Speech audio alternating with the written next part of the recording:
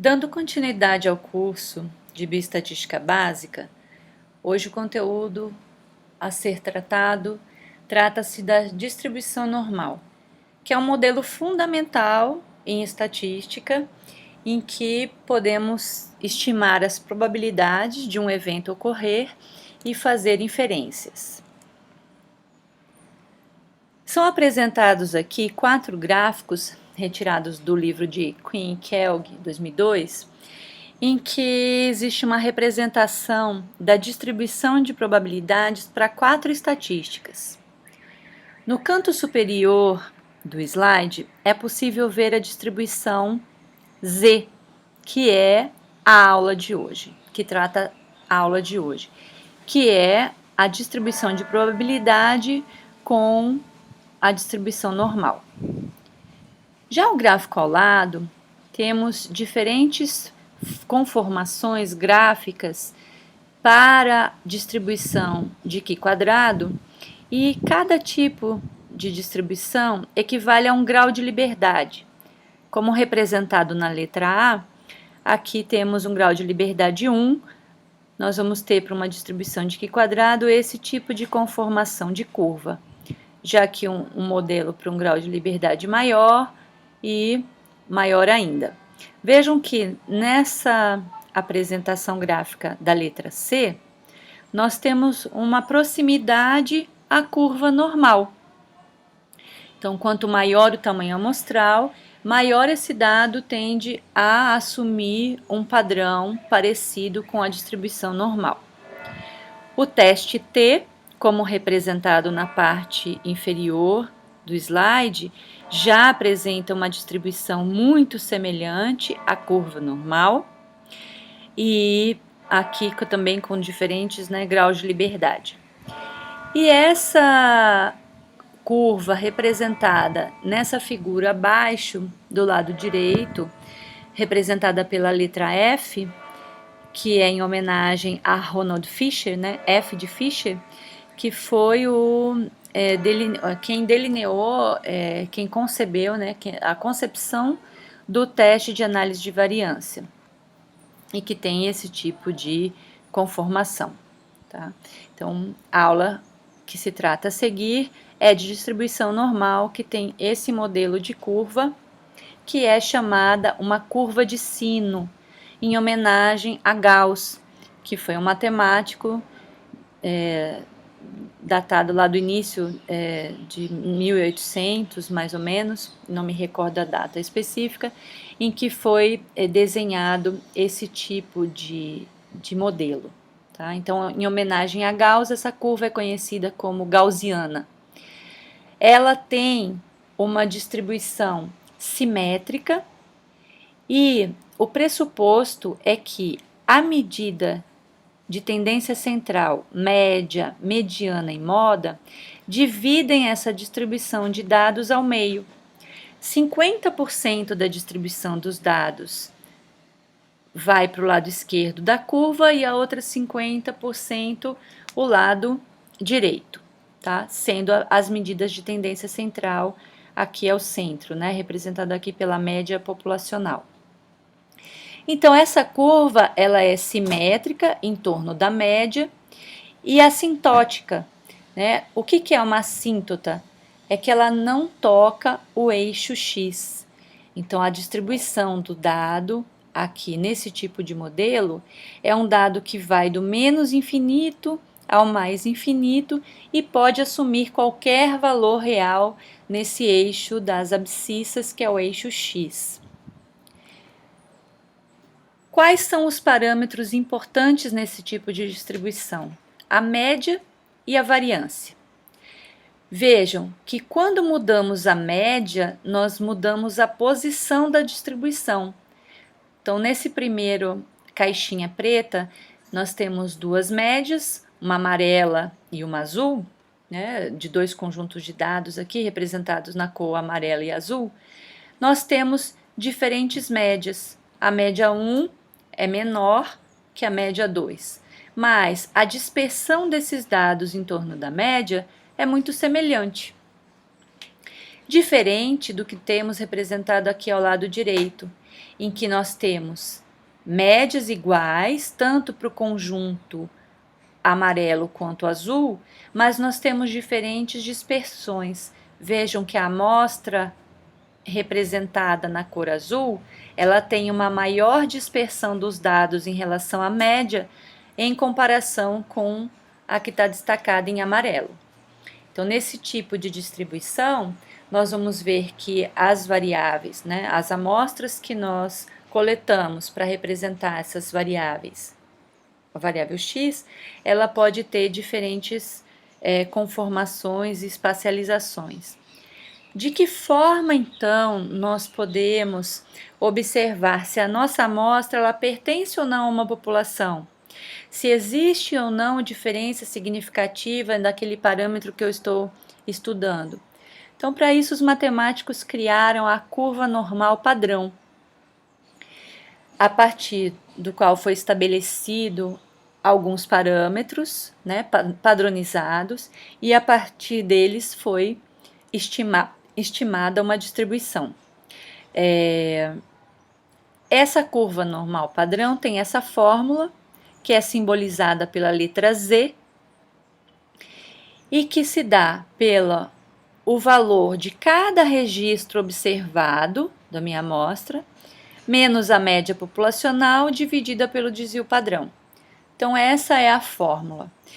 O que fazemos quando vemos se nosso dado tem normalidade ou não? Nós estamos transformando esses dados amostrais em uma distribuição normal padrão e decidindo, né, qual a probabilidade de ocorrência de cada valor de x. Então, aqui eu tenho dois gráficos copiados do livro de Busabe e Moretin, 2010, que representa muito bem isso. Então, uma vez que meu dado apresenta esse tipo de conformação, em que eu tenho a maior frequência de dados observados em torno de uma média, nós podemos observar qual é essa variação entre a média menos o desvio, a média mais o desvio, que pode ser representada como curva normal padrão, em que foi assumido que a média populacional equivale a 0, a média mais uma variação a 1, menos uma variação, né, do desvio padrão, e aqui é o limite em que está a média menos um desvio padrão. Então, a partir desse tipo de padronização, foi possível calcular matematicamente qual a probabilidade de ocorrência de cada valor aqui de x, no caso representado aqui como z, tá? Cada valor de z. Isso foi contabilizado, foi colocado em uma tabela chamada de tabela normal padrão, e através dela nós podemos calcular qualquer probabilidade existente dentro desse conjunto de dados.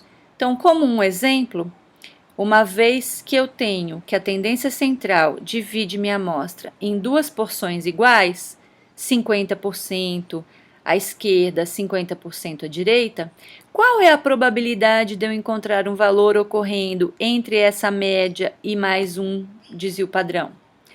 Então, fazendo o cálculo usando a fórmula do Z, chegamos ao valor de 1. O que é esse 1? 1, né, absoluto, eu tenho 0,3413, tá? Ou 34,13%. Né? Então, eu posso tratar como um valor 0 a 1, né, a curva assumindo 0 a 1 de probabilidade, ou transformar em porcentagem. O que equivale a dizer que o valor entre o 0 e 1 de variância corresponde a 34,13%.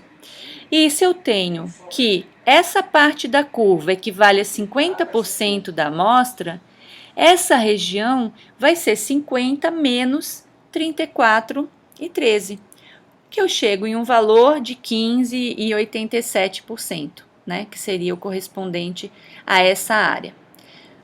Com esse artifício matemático, foi possível calcular qualquer probabilidade existente entre os valores observados.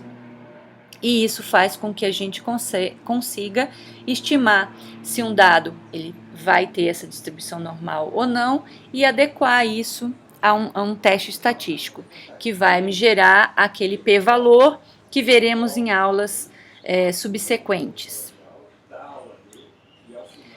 Vejam, aqui eu trago como um exemplo o coeficiente intelectual. Então, o QI ele é uma variável aleatória, numérica, quantitativa, que pode ter qualquer distribuição aqui no meu eixo X. Assumindo que um QI médio na população seja de 100 e que eu tenha um desvio padrão de 16, é possível calcular aqui qualquer probabilidade de uma pessoa na população ter um QI abaixo ou acima de 100, que seria 50% nesse caso, ou, como o exemplo destacado aqui, de 132, que é um QI aproximado de Einstein, por exemplo. Imagina, quantas pessoas têm um QI abaixo de 132? Como que eu calculo isso? Eu sei que abaixo de 100 eu tenho 50%, mas entre 100 e 132 eu preciso calcular e eu vou utilizar a fórmula do Z para isso. Então, se o meu dado de referência é o 132, que é onde eu quero saber, menos a média, que é 100, dividido pelo desvio, eu tenho um Z de 2. Então, eu recorro à tabela da curva normal padrão e vou olhar o valor de Z2, o quanto ele equivale. E chegamos a um valor de 0,47 ou 47,72%. Então, abaixo de um QI de 132, eu tenho um total de 97,72% da população. Já acima desse QI, eu tenho uma porcentagem de menor que 3% da população. Então, vejam, é um exemplo bem claro em que, uma vez que eu tenho a curva normal padrão, eu tenho acesso a essa tabela e eu substituindo os meus valores de X, tendo a média e o desvio conhecidos, eu consigo estimar a probabilidade de existência de qualquer evento em relação a essa variável. É um QI, no caso do exemplo, que é muito excelente, né? Esse QI, ele está aproximadamente 48% acima da média da população, né?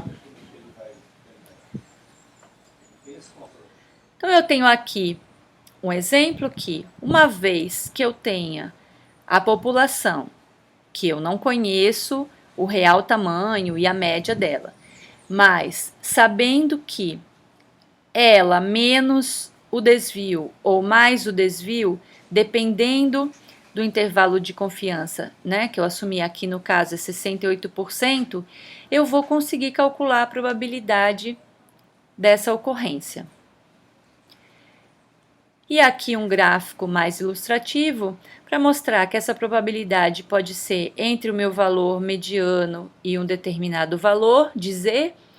Eu posso ver abaixo desse valor de Z negativo ou acima, e eu posso ver entre qualquer valor de X.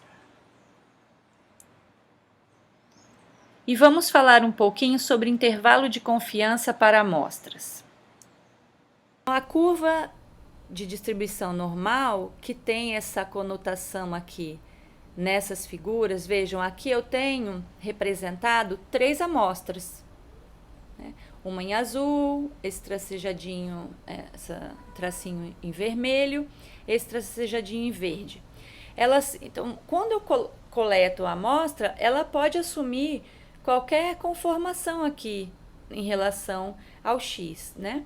E como que eu vou calcular as probabilidades aqui?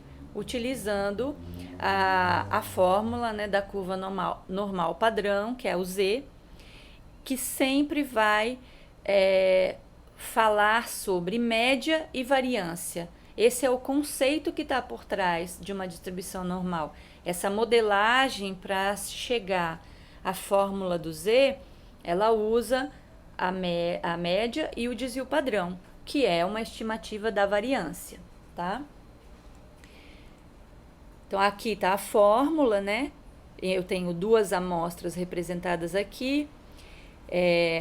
A curva normal padrão está representada nesse tracejadinho em azul, em que a média vale 0. Aqui é a média menos uma vez a variância, menos 2 vezes, tal. Então, imaginando que minha amostra ela se posicionou aqui como essa linha vermelha, eu então vou usar essa fórmula e vou saber se eu posso considerar que esse dado tem ou não distribuição normal. E foi padronizado que quem é a área correspondente à média 0 e a média mais e menos uma vez a variância, que é essa área destacada em vermelho aqui no slide. Foi padronizado isso, tá? E isso chegou a um padrão de que essa área em vermelho, que é a média populacional, mais ou menos uma vez o desvio padrão, ela corresponde a 68% dos meus dados amostrais. Isso é uma convenção, tá? E que essa área que corresponde à média menos 2 e mais 2, multiplicado pela variância, corresponde a 96% dos meus dados. Isso é uma convenção. Então, é uma forma de eu poder calcular aquelas probabilidades e chegar àquela tabela normal padrão, tá? Então, a partir daqui, eu vou conseguir fazer os cálculos. Vejam que o que está embutido nesse tipo de análise, a gente viu em aula anterior, são os conceitos de precisão e acurácia. Então, voltem lá naquela aula 1, que a gente falou sobre isso, e aqui tem um desenho muito bacana, tirado do livro do Dr. Manuel, que mostra, vejam, quando eu tenho um Z de 1,96, eu acabo tendo 95% de intervalo de confiança. Um Z de 2,58, né, como resultado da fórmula, já representa um intervalo de confiança de 99%. O que é isso? Ainda antes da gente voltar para um gráfico de sino, vejam a importância desse conceito, né? Eu preciso decidir.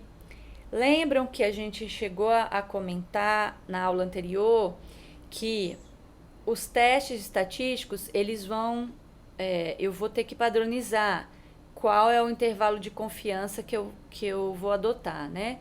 Se é 95% ou se é 99%. A gente tem que dizer isso antes de executar um teste estatístico. Por quê? Nós vamos dizer para o programa qual é essa área que nós estamos adotando para ser a área de aceite do H0. É a área de aceite de H0. No caso aqui do vermelho, a área de aceite de H0 corresponde a 68% dos meus dados. A área em verde corresponde a 96%. Nos programas que nós utilizamos em estatística, geralmente essa área equivale a 95%, que vocês vão ver na aula de amanhã, que é o nível de significância de 5%, quando eu assumo ele, mas que é 95% o intervalo de confiança. E quando o alfa é 0,01 ou 1%, esse intervalo de confiança equivale a 99%, tá? Vejam que existe uma diferença. Intervalo de confiança é esse intervalo que eu tenho na distribuição normal, em que eu tenho menos e mais multiplicado pela variância, né, em relação a essa média. Qual é essa área, né?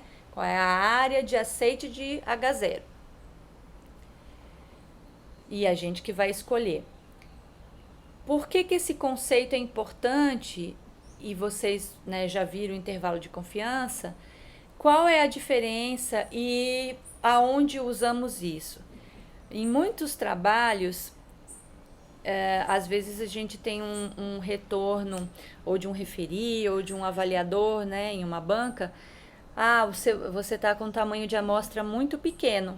Você deveria aumentar o seu tamanho amostral porque o seu dado não está representativo dessa população, tá? Você não pode fazer esse tipo de observação. Às vezes a gente se depara com esse tipo de situação. E o que essa pessoa está dizendo para nós? Vejam, quando eu tenho um N amostral, um tamanho amostral maior, como é o exemplo aqui à esquerda, um N de 1000, vejam como se comporta o intervalo de confiança. Vejam agora o lado direito, essa figura direita, com N igual a 5. O intervalo de confiança, ele é muito longe dessa média, tá? Ele tem uma variação maior. E o que acontece? Então, quanto mais variação eu tenho aqui, menos fidedigna eu sou à população real que a gente está querendo estimar e encontrar o padrão, tá?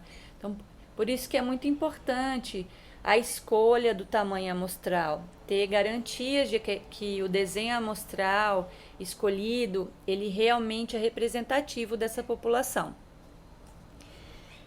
E vejam, aqui é um exemplo também, para vocês verem a questão, né, de intervalo de confiança e tamanho amostral. Vejam que para um teste de T, que vocês vão ver amanhã, a diferença, olha, quando eu tenho aqui um grau de liberdade de 2, a curva, olha como ela se assemelha, né, ela é uma curva leptocúrtica. Já quando eu tenho um intervalo maior, vejam como ela reduz, né? Ela dá uma achatada. Ela vai se aproximando de uma curva normal, tá? Com N ela já tende a ser mais leptocúrtica, um N menor. E vocês vão observar a partir de agora, isso vai ser frequente, porque a partir de amanhã já se vai dar início, né, ao que é um teste de hipóteses. Vocês vão ver que em qualquer teste de hipótese, seja ele de uma estatística paramétrica ou de uma estatística não paramétrica, nós precisamos decidir em relação a estamos trabalhando com dados que eles estão trabalhando com esse intervalo de confiança bilateral ou unilateral. O que é isso? Muitas vezes vocês olham lá no programa o resultado já de um teste. Muitos de vocês já fizeram estatística, já viram isso, mas não sabiam interpretar o que é isso. Então, agora vocês já têm condições disso. Então, bilateral é quando nós consideramos os dois lados da curva, tanto o lado inferior quanto o superior, né? Os lados esquerdo e direito da curva, que é essa figura aqui em cima, tá? Então, assumindo aqui um intervalo de confiança de 95%, que está 0,95 aqui, porque eu estou considerando que toda essa área da curva corresponde a 1, que é 100%. Se eu assumir um intervalo de confiança aqui de 95%, e sou eu que faço essa escolha. Eu que vou dizer se eu quero 95 ou 99. Nesse exemplo aqui está 95%, tá?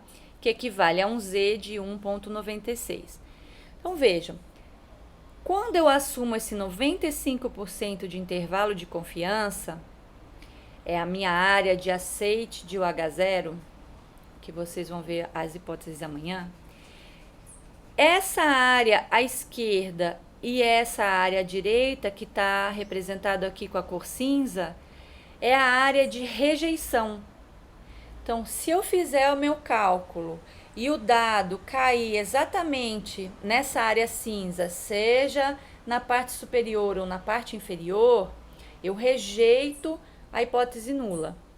Eu vou assumir que o grupo que caiu aqui, ele pertence a uma outra população, a um outro conjunto de dados, e não a esse que eu estou estudando, tá? Quando que ela é unilateral, ou seja, ainda em bilateral. Como que eu vou postular o meu H0? Quando eu trabalho com hipótese bilateral, o meu H0, eu postulo que a minha média do conjunto 1, né, da amostra 1, ela é igual à média da 2. Vou dar um exemplo prático. Coletei uma espécie, várias amostras de uma espécie, em 2 locais. E eu vou analisar o tamanho. Então, será que o tamanho dessa espécie, a média de tamanho, ela é igual ou ela é diferente da média de tamanho desse outro local? Existe diferença no tamanho dessa espécie? Ele é dependente do local que eu coletei ou não? Independente do local que eu coletei, as médias são iguais. Então, isso vai ser um teste que eu vou ter que executar para poder dizer se sim ou não, certo? Então, quando eu estabeleço que essas médias são iguais, que é o H0, a média 1 é igual à média 2, é uma hipótese bilateral e eu vou olhar para esse tipo de representação acima. Mas eu posso estabelecer uma H0 em que a média do grupo 1 é maior do que a do 2. Eu olho o dado, não, eu quero provar que essa é maior que aquela. Eu vou usar a unilateral. Se eu vou dizer que ela é menor, então eu vou usar ou unilateral para a esquerda ou para a direita, né? Se ela é menor, se ela é maior. É só uma questão de como eu postulo o H0. Isso vai ser melhor explicado na aula de teste de hipóteses, mas é essa a diferença, tá? E os testes estatísticos, quando eles lançam aquele quadro com o resultado final da minha análise, geralmente eles colocam P unilateral igual a tanto, P bilateral igual a tanto. Ele te dá essa probabilidade. Bom, e de onde vem todo esse conceito da distribuição normal? A origem, né, desse tipo de análise tem base lá no triângulo de Pascal. Vocês usaram muito isso em química, né? E achavam que iam estar longe disso. Olha aí de novo, a química voltando na nossa vida, nem esperava, né? Dessa forma. Enfim, então lembrando aqui do triângulo de Pascal, para 10 linhas, né? Quando tem 10 linhas, é esse tipo de distribuição.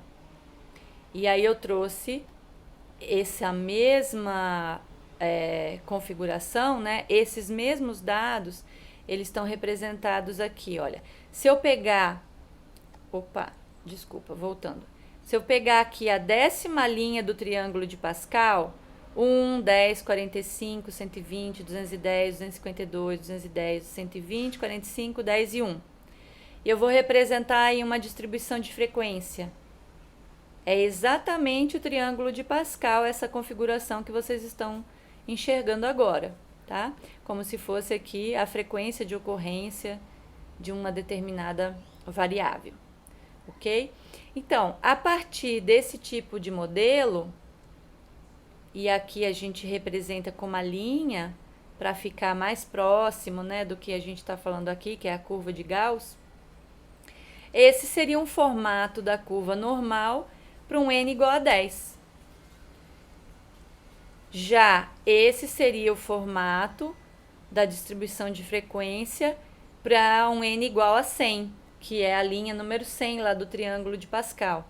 Esse desenho foi tirado do livro, né, O Andar do Bêbado. E uma estimativa aqui para a milésima linha. Então, se eu colocar a milésima linha lá do triângulo e plotar, vai ter uma configuração como essa. Então, vejam, menos ou mais linhas de amostras, né, dados, mas a configuração, ela está seguindo sempre essa normalidade, tá?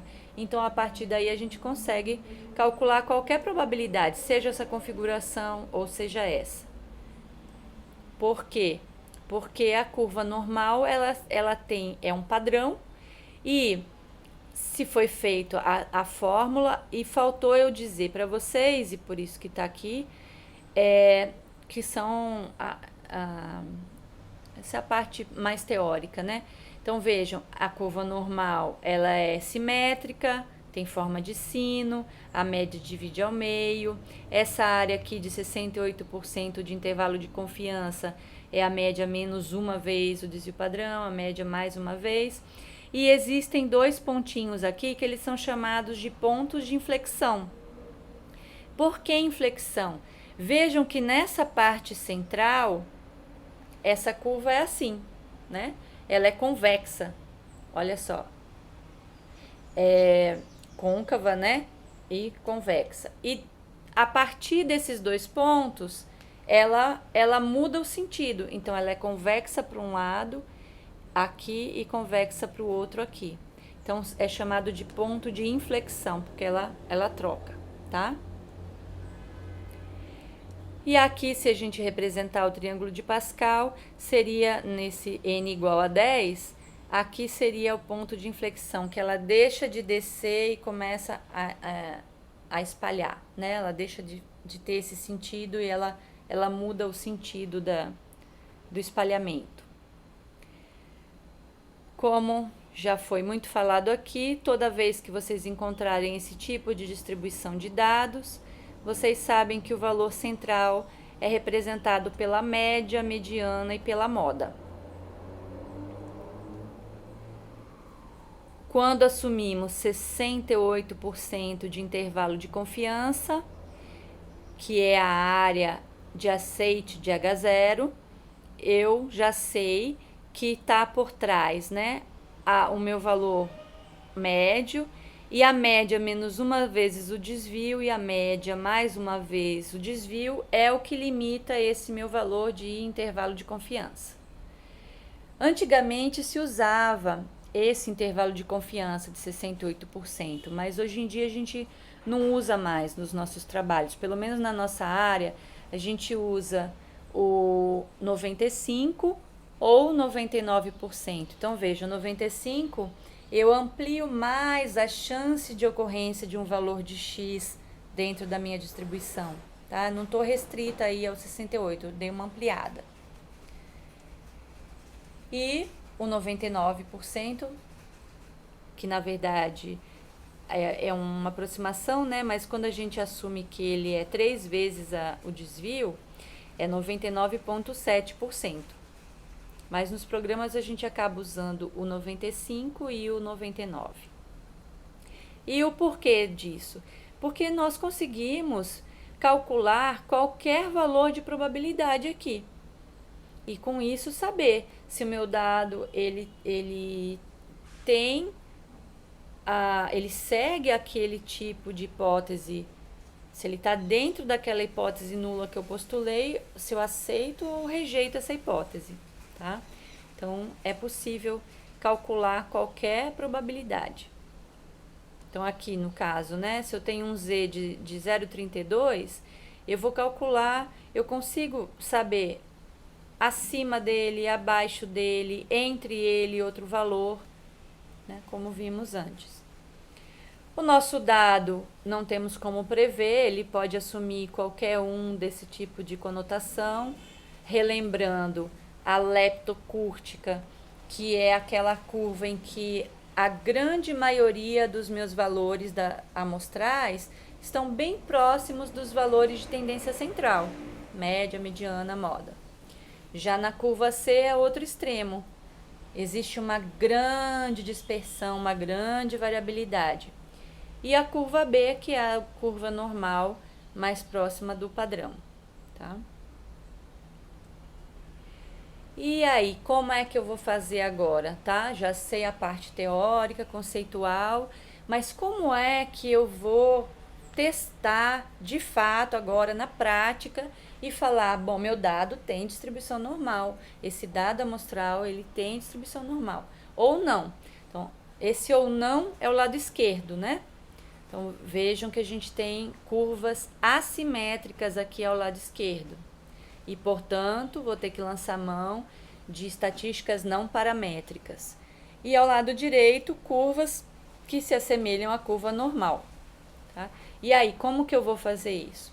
Então, vai ter uma aula específica que eu vou mostrar para vocês como entrar em um programa e, digitando os dados, quais são os testes de normalidade, como é que eu faço e como que eu interpreto, tá? Então, para testar a normalidade, ele é um teste de hipóteses. Então, a partir de agora, os testes que vão ser utilizados, eles são chamados de testes de hipóteses.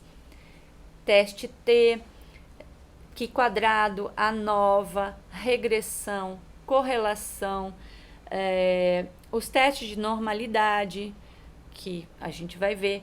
E se eles são testes de hipóteses, em estatística, a hipótese, que é diferente da ecológica, falei isso na aula 1, a hipótese em estatística só são duas. Nós temos a hipótese nula, H0, e a hipótese alternativa, que é HA ou H1, dependendo do livro que a gente está usando, tá? H0 é sempre a hipótese de igualdade, é a hipótese de homogeneidade. No caso de uma distribuição normal, se eu quero usar um teste de hipótese para verificar se o meu dado tem ou não distribuição normal, quem é o H0? Os dados apresentam distribuição normal. Aí eu vou plotar esse conjunto de dados e qual a resposta do teste? Eu vou olhar o valor de P, que vamos ver melhor amanhã. Quem que é esse P-valor? P, probabilidade. Qual é a probabilidade de eu aceitar o H0 e ser correto? Qual a probabilidade de eu aceitar H0 e ela estar correta? É tanto. Ah, então eu aceito. É tanto. Não, então eu rejeito. E a gente vai saber quando aceita, quando rejeita, que é a aula de teste de hipóteses. Tá? Então, no caso da normalidade, esse é o H0. Se eu trabalhar com teste T, quem é o H0? A média da amostra 1 é igual à média da amostra 2. É uma hipótese de nulidade, ou seja, igualdade. Nulidade por quê? Porque não há diferença entre as amostras que eu estou trabalhando. Sempre o H0 é assim. Mas não é essa a hipótese do nosso trabalho. Quando nós vamos fazer um trabalho, nós estamos tentando explicar uma variação. A gente está assumindo que tem uma variação.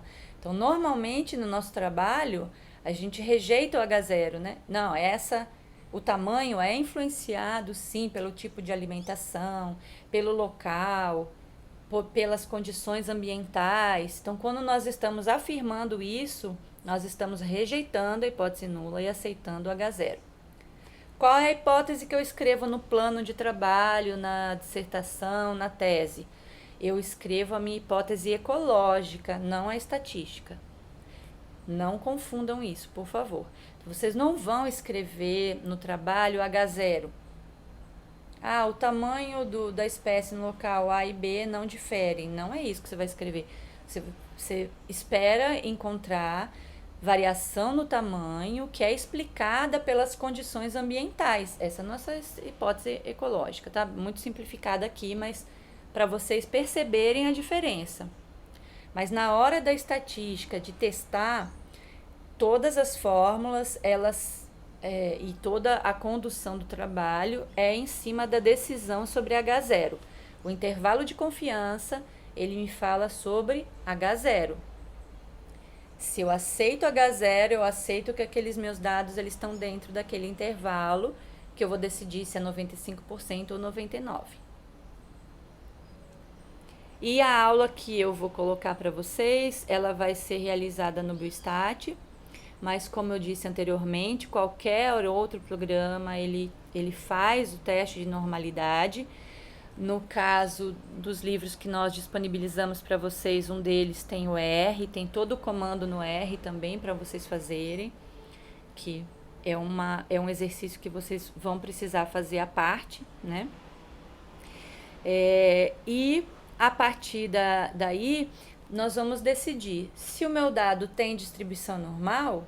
Eu tenho todo um conjunto de estatística paramétrica que eu posso usar, né? E também preciso checar homogeneidade de variâncias, dependendo do tipo de teste que eu estou fazendo. Ou não, ou eu posso decidir por um outro teste. Então, depois que a gente coletou, tabulou os dados, fez uma análise exploratória com tabelas, com gráficos, olhou a conformação, fez um gráfico de distribuição de frequência ou um box plot, já passamos da fase do namoro, agora vai para o casamento, né? Qual é o teste que nós vamos usar para explicar aquele padrão gráfico que eu estou vendo, aquela tabela, aquela variação, né? Como que eu vou explicar? Aí sim, agora vem o suporte estatístico. E como que eu vou começar? Antes de decidir o teste, o primeiro teste de hipótese que nós fazemos em uma variável numérica contínua é o da normalidade. Antes de executar um teste T, antes de executar um Q². Na verdade, dependendo do dado, a gente nem precisa testar a normalidade, né? Se eu tenho um dado de frequência, proporção de machos, proporção de fêmeas, vou logo fazer um Q² ou um teste G, dependendo do tamanho amostral. Isso vai ser especificado melhor na aula correspondente, né, de Q² e teste G. Mas se eu estou trabalhando com uma variável numérica contínua, aleatória, tamanho, massa, eu vou utilizar o primeiro teste, é saber se meu dado tem distribuição normal ou não. Bom, e aí, aqui eu coloquei uma cópia da figura do livro do Gotelli e Ellison, que ela é muito didática, em que vocês têm aqui uma representação de duas amostras, uma na linha preta contínua e outra na linha azul. E aqui nessa linha tracejada é o que se espera que seja a distribuição populacional, que é a nossa hipótese nula. Então, toda vez que eu estou fazendo um teste de hipóteses, eu tenho esses conceitos associados. Imaginando que a minha população eu não conheço, né, direito, eu não sei qual é o tamanho dessa população e qual é essa verdade, né? A gente tenta chegar próximo a ela com um método científico, mas ela seria um tipo de distribuição assim. E eu vou pegar um subconjunto dessa população, né? No caso aqui, duas amostras. O que o teste de hipótese ele vai me dizer? Esses dois conjuntos, essas duas amostras, elas pertencem a essa população ou não? Elas são distintas, né? Essa população aqui que é explicada, essas amostras elas são explicadas por esse conjunto ou não? E nisso vocês vão ver que está embutido aqui, olha, a variação dentro do grupo, né? Que eu tenho aqui, ó, o desvio padrão, e eu tenho a variação entre grupos, tá? Então, lembra, aqui eu uso o desvio padrão para explicar essas amostras, e quando eu quero trabalhar entre essas amostras, eu posso usar o padrão para representar, se eu fosse representar em box plot, né? Então, depende muito aí do que a gente vai trabalhar. Então, a partir de agora, todos os testes que vierem a seguir, a gente vai estar decidindo sobre isso. Se fazem parte desse mesmo conjunto ou tem alguma coisa diferente, né? Eu posso considerar homogêneo ou heterogêneo, aceito ou rejeito H0. E aí, tomar cuidado, né? Não realizar testes paramétricos se a gente não testou antes, se essa distribuição tem normalidade, se tem homogeneidade de variâncias ou não, porque o programa vai oferecer o resultado para nós, mas nem sempre está com o embasamento correto, ok? Então, muito cuidado com isso. Essas são as bases, né, que eu utilizei para essa aula de hoje, os gráficos desses autores, exemplos. E partindo então dessas noções muito básicas, vejam que a gente pede licença aqui para os estatísticos, né? Mas essa parte teórica assim foi bem resumida, bem básica, mas para dar um suporte para vocês já entenderem o que é um teste de hipótese. Toda vez que nós executamos uma estatística e um teste, nós corremos o risco de errar. Sim, não existe nenhum teste perfeito. E nós temos, inclusive, como calcular o tipo de erro. Então, isso que a gente vai ver a seguir, né? E os níveis de significância, que eu falei superficialmente aqui, sobre o alfa, né, de 1%, 5%, que tem a ver com o intervalo de confiança que nós escolhemos, tá? Nível de significância de 5% para um intervalo de confiança de 95% e de 1% para um intervalo de confiança de 99%. Então é isso, e nós continuamos com o teste de hipótese a seguir e depois os demais testes estatísticos.